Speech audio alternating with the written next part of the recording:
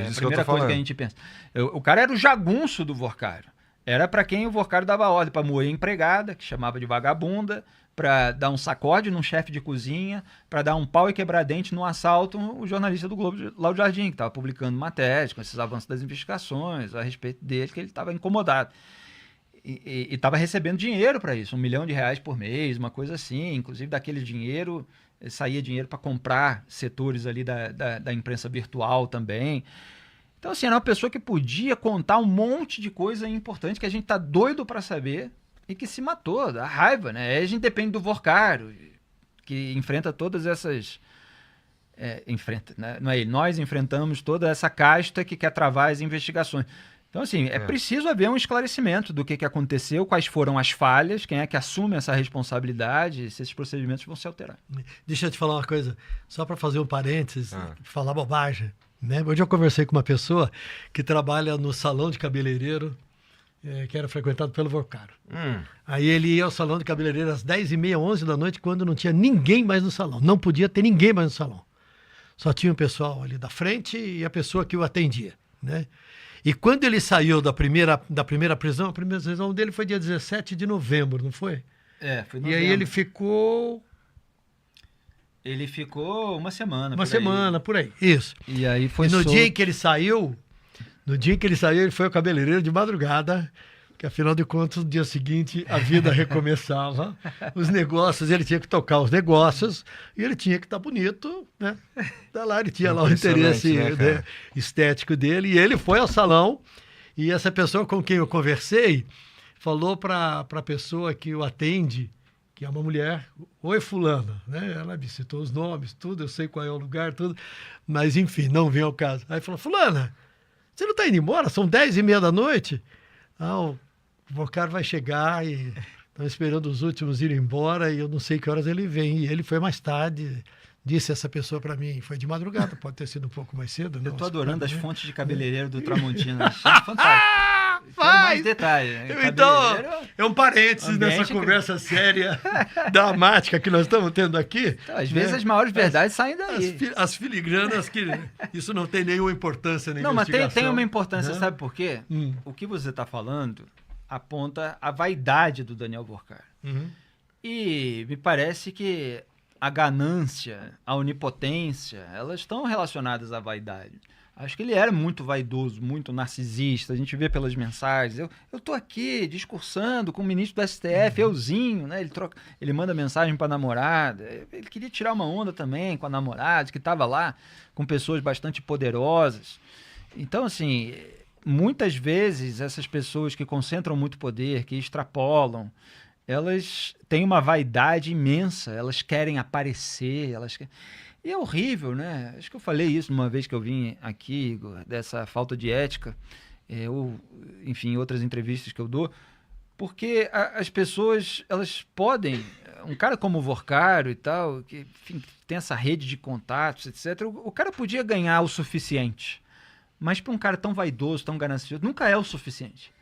E o cara aceita delinquir, ele escolhe cometer crime, ele escolhe o conflito de interesse, dependendo da camada onde ele está, seja empresário, seja uma autoridade, um magistrado, etc. E aí o cara vai ter sempre uma desconfiança sobre ele, o cara pode ser alvo de investigação, o cara pode passar uma dor de cabeça durante anos com um processo, o cara pode ser preso, passar anos na cadeia e tal, é um risco. Né? Então, assim, só num país como o Brasil, que você tem um ambiente de impunidade muito grande, você tem uma certeza de que, se descobrirem alguma coisa, você vai pagar advogado, aquilo vai durar anos e tal, não sei o quê. Que o estímulo, o incentivo, assim, você tem uma chance de subir muito rápido, de ganhar muito dinheiro e tal, e a chance de você ser pego é muito baixa. Então, a pessoa que é imoral, que ela não tem o freio ético, ela fica muito estimulada. Eu acho que, trazendo o que você falou, a vaidade, ela dá um empurrão nisso aí. E a grana fácil, né? Porque como ele dava golpe de todo tipo, né? Ele pegava papéis e superestimava os papéis e registrava os papéis com valor muito maior. Ele repassava título podre e alguém pagava uma fortuna por título podre, né? Enfim, uma vez eu conversei com uma pessoa que de minha parte, tem a maior credibilidade. E essa pessoa foi trabalhar numa clínica odontológica, e o dono da clínica odontológica, depois ele descobriu que também tinha uma clínica de aborto. E ele perguntou pro cara, pro dono lá, escuta, mas você faz isso? E aí? Ele falou, cara, mas é tanto dinheiro e é tão fácil. É tão fácil e é tanto dinheiro. Eu já pensei em parar várias vezes, mas tem muito para fazer, tem muito dinheiro para ser ganho e é muito fácil. É exatamente o aborto isso. na clínica clandestina e tudo muito mais. fácil, mas aí o esquema às vezes vai ficando tão grande, que as pessoas vão desconfiando e o cara acaba sendo pego. É o que eu já contei uma vez para o Igor, se você pegar o depoimento, que é o melhor depoimento do Petrolão, que é o Renato Duque, que era aquele que o José Dirceu, por meio de terceiros, colocou lá numa diretoria, pelo menos era a acusação que pesava, ele faz sobre a origem do Petrolão. E eu acho aquilo muito engraçado. O Brasil é tragicômico, né? Porque o esquema inicial era com 4 empreiteiras, com 4 empresas que tinham contratos públicos com a Petrobras e tal. Lembra que eu falei o negócio e você trouxe a gíria do Rio de Janeiro, né? Você vai... Qual era? Você vai escancarar? Você vai... Não, é aquela... Sei lá.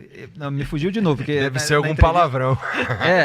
Explanar. Tá, vai explanar. Vai explanar. Tá. Então, assim, eram 4 empresas. Aí veio uma ordem, um cara, de acordo com o depoimento dele, tudo registrado, um cara do PT, e dizendo que estava falando em nome do Lula. Tá tudo registrado, depoimento dele, não sou eu que estou falando. Tá? Que era que o PT estava com dívida de campanha e tal, não sei o quê, e que era para recolher o dinheiro, pagamento de propina, em troca de contratos públicos, etc., de todas as empresas que estavam ali no âmbito da diretoria do Renato Duque. E aí ele, é muito engraçado, porque ele conta e fala, não vou fazer isso e tal, porque senão vai explanar, né? Porque não, tipo, já tem 4 empresas aqui, essas pessoas, ok, elas são de confiança aqui, não vão vazar para ninguém, elas estão dentro da omertá, né? Que é o pacto de silêncio mafioso. Isso. Mas, pô, você quer que eu vá consultando cada um mais 10 e tal, não sei o quê? Vai explanar. Aí vai explanar, cara, eu vou acabar preso, o cara ficou com medo. Um cara que tem alguma sensatez. Você vê pelo depoimento que ele é um cara que tem capacidade cognitiva, ele conta tudo em detalhes. Por isso que é um depoimento maravilhoso. Como é o da Mônica Moura, por exemplo, esposa do João Santana. Tudo detalhado sobre o Nicolás Maduro entregando dinheiro vivo para ela na Venezuela. E tá fantástico esse histórico. E aí mas ele acaba fazendo, porque ele é pressionado a fazer e topa, né? Tem um pouco de tentação também, depois se acostuma. E aí o esquema fica muito grande. Então, assim, um dos motivos do Petrolão estourar é porque o esquema é muito grande. Claro que foge ao controle, né? Foge ao controle. Você tem a coincidência, porque começou investigando lá um lava-jato num posto de gasolina, mas aí você pega o doleiro presta serviço para vários criminosos de várias categorias, tá prestando serviço para a turma do Petrolão, você chega na Petrobras, numa diretoria, uma leva a outra. Cara, se o esquema é muito grande, bicho... Algum outro esquema... Ponta vai explanar. Alguma ponta, porque a pista vai vir de um outro esquema que alguém tem e tal, de repente você chega no grande. Quando você chega no grande, você fala, caramba, encontramos aqui a galinha dos ovos de ouro. O Banco Master é a mesma coisa desse daí? Não. Assim, são questões diferentes, mas eu acho que tem esse fundo em comum, que a magnitude ficou imensa. Então gerou muita desconfiança no mercado, aí os outros banqueiros são concorrentes, começam a avisar para as outras pessoas, dá uma olhada nisso aqui, dá uma olhada para jornalista, para órgão de fiscalização, e começa a vir denúncia e tal. E quando você vê, a coisa está andando. Aí o cara quer pagar rastro numa operação, né, com crédito falso, lá com o BRB, com o Banco Regional de Brasília, aí entra o Banco Central para fazer uma apuração, só que ele tinha 2 caras dentro do Banco Central cooptados, que ele estava pagando, né, que apareceu agora na investigação. Então, ele contava que se tivesse alguma coisa no Banco Central, que esses caras iam bloquear. Mas ficou muito grande. Aí fizeram uma apuração, foram percebendo que era um esquema de fraude, que tinha coisa falsa e tal, acionaram o Ministério Público. Aí começa uma outra investigação. Aí você tem 2, uma para liquidar, outra para responsabilizar. E o cara cai, né? Muitas vezes esse esquema cai porque tem alguém no meio do caminho que não recebeu a parte. Né? Muitas vezes é isso. A gente conhece muitas histórias ao longo do tempo. Do mensalão se dizia isso. E aí é assim, o cara não recebeu a parte dele, se sentiu enganado. O cara vaza documentos, vaza para jornalista, vaza para não sei quem. Né? O Roberto Jefferson, que deu entrevista para Renata Lopretti na Folha, estourou em 2005. E olha, é muito engraçado, de novo, mais uma coisa que é cômica, que o valor da propina do mensalão, você sabe quanto era? Não. Que se pagava para parlamentar para votar favorável aos projetos do governo Lula. R$30 mil. E havia uma insatisfação quando os parlamentares que estavam recebendo a propina estavam pressionando, porque dizendo que era pouco e tal, se aumentou ali para 50 mil, para 60 mil. Olha o nível que a gente está falando agora. Agora o rombo é de 41 bilhões de reais. Esses contratos aí dos familiares das pessoas que estão gerando desconfiança, suspeita, ainda não estou dizendo que são crimes e tal, a acusação vai ser feita lá pelos órgãos. Mas tudo que está no noticiário são de... Acabou de sair a notícia do contrato da nora do Jacques Wagner. Não estou dizendo que é ilegal, mas estou dizendo que tudo é muito suspeito, né? É de 22 milhões. Não, da nora não me lembro agora o valor. Do 22 milhões é da cunhada do Hugo Mota. Da mulher do Moraes, o contrato advocatício, supostamente advocatício, é de 180 milhões de reais. Quando você vê os valores das emendas parlamentares, hoje mesmo, formou maioria na turma para condenar 3 parlamentares do PL, lá de Maranhão, Josimar Maranhãozinho, líder, e era um valor milionário de emendas. A coisa inflacionou muito, né? O rombo para os brasileiros é muito grande. Então, se você não tem ética, você vai gerando um rombo maior e a sociedade vai sendo prejudicada. Então, as pessoas que analisam a economia sem pensar na moralidade, elas vão sempre ter prognósticos errados. Isso está nas obras dos grandes autores, de Adam Smith, de vários outros. Se você não tiver moralidade... Eu tenho uma frase que eu repito, às vezes meus seguidores repetem, que é sem moralidade o resto se corrói. E é isso que está acontecendo na República. Aliás, hoje tem uma declaração, eu acho que é do presidente da CPI do INSS, confirmando que ele fez uma doação usando emenda para a igreja da Lagoinha. Né? Sim, 3 milhões e 600 mil reais. Então, você literalmente deu para a igreja 3 milhões e 600 mil reais. Não me interessa com a igreja. Não interessa com a igreja. Como é que um deputado, como é que um senador pode pegar milhões de reais e a seu bel prazer dar para o Antônio, para o João, para o dono da venda, ou para um pastor, ou para um padre, ou para um reverendo, não me interessa para quê. Mas completamente, como é que o tributo, o imposto que o cidadão paga para ter segurança, saúde, educação, escola e habitação, é administrado desse jeito. No final, essa conta desse país não fecha. A conta não fecha. E as emendas parlamentares, a cada dia, sugam mais do orçamento. É uma coisa inacreditável. É muito dinheiro. E olha, esse pagamento comparado aos outros é pequeno, né? Aliviando nada. Acho que tudo tem que ser apurado, investigado. Estou dizendo só que você tem pagamento de 100 milhões, de 200 milhões, de 300 milhões de reais que o parlamentar manda para o reduto eleitoral dele. Aí o cara manda para a prefeitura, o pai é o prefeito. E aí o pai prefeito vai fazer um contrato com uma empresa que é do primo, que é do cunhado, que é do aliado. Aí em cada ponta dessa vai caindo um dinheiro no bolso de alguém. Esses são os esquemas aí do orçamento secreto. Então, assim, é muito dinheiro. Hoje ficou sob medidas cautelares a deputada federal do MDB do Ceará, Maria Gorete Pereira, porque está sendo acusada de ser articuladora política de uma parte do esquema do roubo dos aposentados, do INSS. Tá. A propina que foi localizada, pelo menos de acordo com a Polícia Federal, para ela é de 780 mil reais. E na mesma decisão, você tem ali a menção a uma propina de 4 milhões de reais para o então presidente do INSS, o Alessandro Stefanuto, que foi o Lula escolhe o Carlos Lupe para ministro da Previdência, o Lupe bota o Stefanuto. É tudo responsabilidade desse governo, né? Para ficar claro em relação a essas pessoas. E o cara estava recebendo 4 milhões de reais de propina. Eu estava falando aqui do mensalão que era 30 mil reais.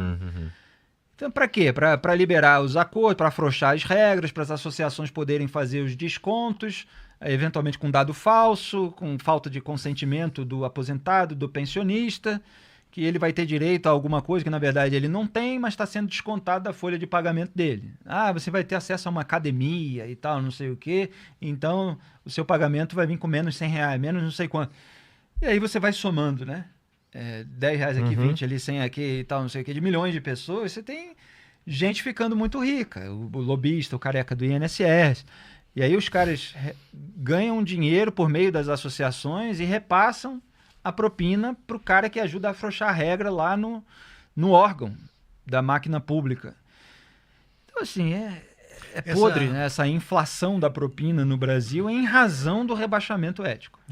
Essa deputada era ligada a 2 ou 3 associações ou instituições organizadas que, em tese, representavam os aposentados e faziam estes saques que o Felipe está contando, o formato.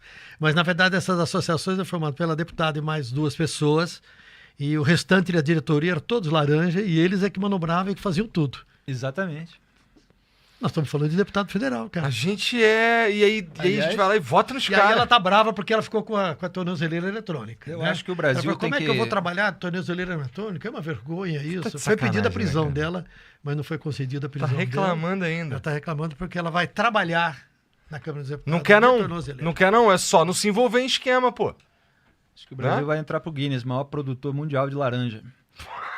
Em todos os sentidos, aí, um negócio incrível. O laranjal brasileiro que fosse é só maravilhoso. a Cutral e a Citrosul. Pois é.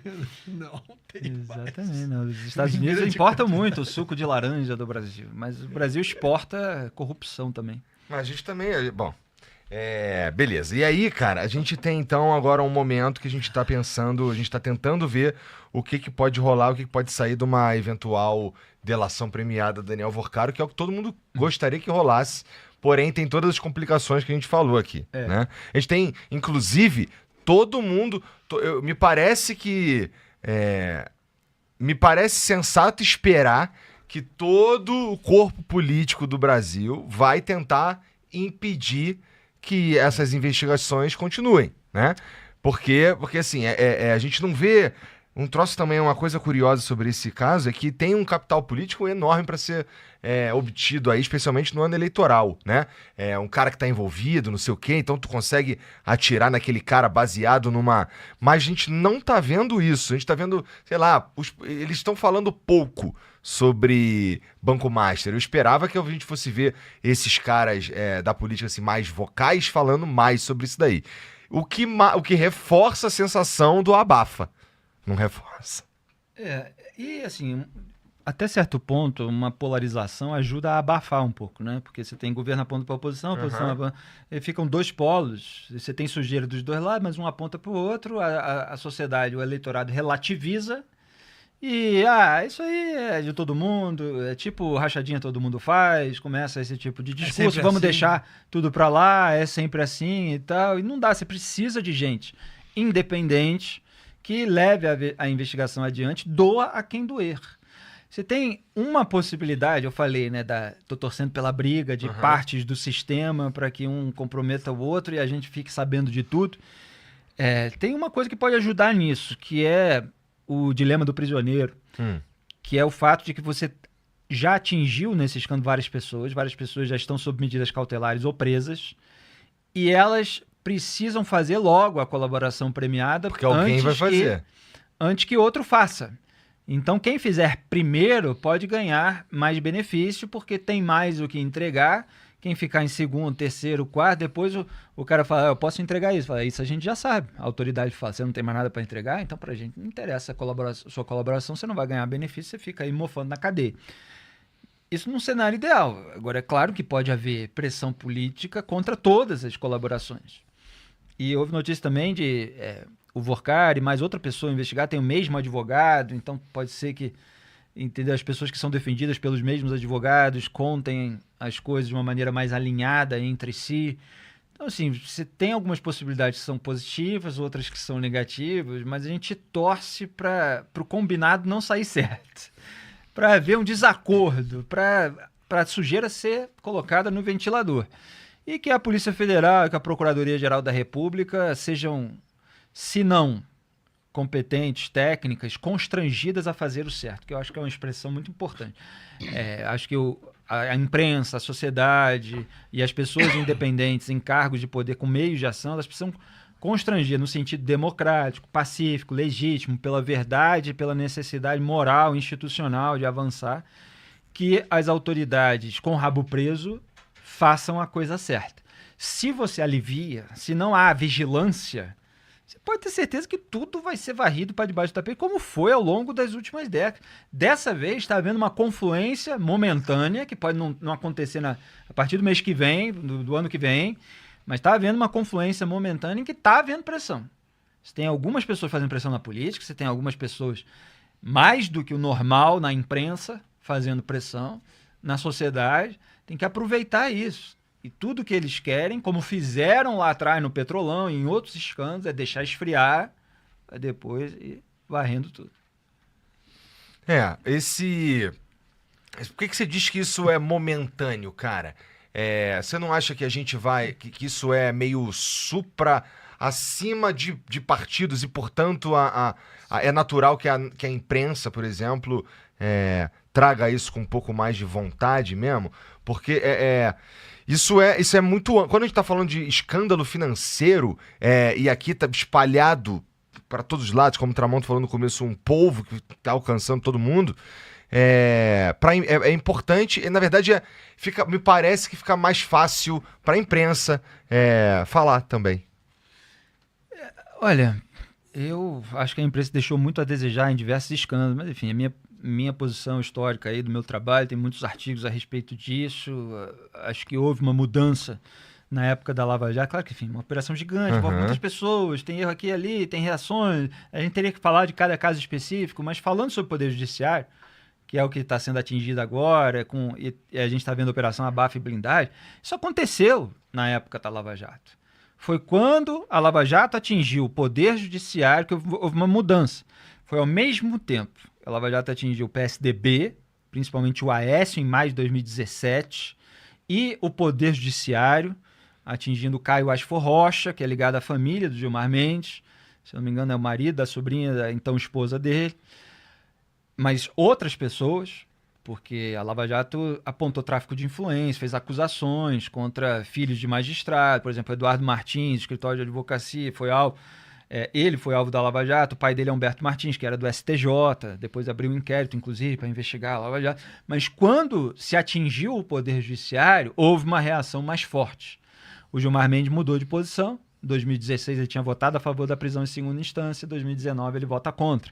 Mas foi a partir de 2017, e eu tenho um tweet de maio de 2017, dizendo, olha, foi só a Lava Jato atingiu o Aécio, e, se eu não me engano, já tinha atingido ali Michel Temer, amigo do Gilmar, que ele mudou de posição sobre a prisão em segunda instância e começou a pressionar para que fosse rediscutido no plenário do Supremo Tribunal Federal. O Toffoli, como eu falei, tem um histórico de suspeitas em relação a ele. Então, essas pessoas já estavam ali. E as condutas delas já estavam sendo analisadas por algumas pessoas solitárias. Vou dizer que eu era o único, mas éramos muito pouquinhos. E agora a coisa está voltando, mas mais gente descobriu que, não, peraí, esse pessoal também tem condutas aí bastante suspeitas, precisa ser falado. E aí quando cai uma notícia de um contrato de 180 milhões de reais, é um pouco caminho sem volta. Eu não gosto de usar essa expressão, que no Brasil tudo tem volta, em todos os sentidos. Mas estou falando, pelo menos temporariamente, como é que você abafa um escândalo que o Moraes, que é o protagonista aí das decisões do Poder Judiciário, em vários processos, tem inquérito da fake news, tem inquérito do trama golpista, do 8 do 1, de um monte de atos antidemocráticos, milícias digitais e tal. O cara, de repente, você tem essa notícia, opa, a imprensa dá uma acordada, vem da Globo, então, assim, a Globo tem a sua força, e aí tem que defender a jornalista que publicou, a Malu Gaspar, etc. E as pessoas vão, porque você tem jornalistas ali que estão dispostos a apurar, etc. Eu acho que houve uma contaminação muito grande na época da Lava Jato em razão de o Lula ter sido atingido. E é sempre o problema. Da mesma forma que quando o Bolsonaro foi atingido por investigações diferentes, naturezas diferentes, eu sei, é uma outra discussão, não estou falando disso. Eu estou falando do sentido de que o viés ideológico, e na imprensa é majoritariamente de esquerda, o alinhamento histórico, o horror, às vezes mais do que o viés ideológico, né, do alinhamento, é da rejeição ao outro lado. O medo de que aquele escândalo favoreça a extrema-direita e não sei o quê, faz com que as pessoas relativizem um monte de condutas graves de políticos, de magistrados. Porque, se a gente fizer isso, a gente vai estar favorecendo a direita, a gente vai estar favorecendo a extrema-direita. Eu, às vezes, quando comento os conflitos internacionais, vai um terrorista e mata 129 pessoas em Paris. Aí você liga a TV e aí se descobre que o terrorista veio junto com a migração em massa, entende? Eu sei, tem um monte de nuances nesse debate, mas você liga a TV, o especialista está falando, não, o perigo agora é a ascensão da extrema-direita. Cara, tem uns 129 cadáveres. O perigo era que essas pessoas morressem, e elas morreram. Então você tem aqui um crime cometido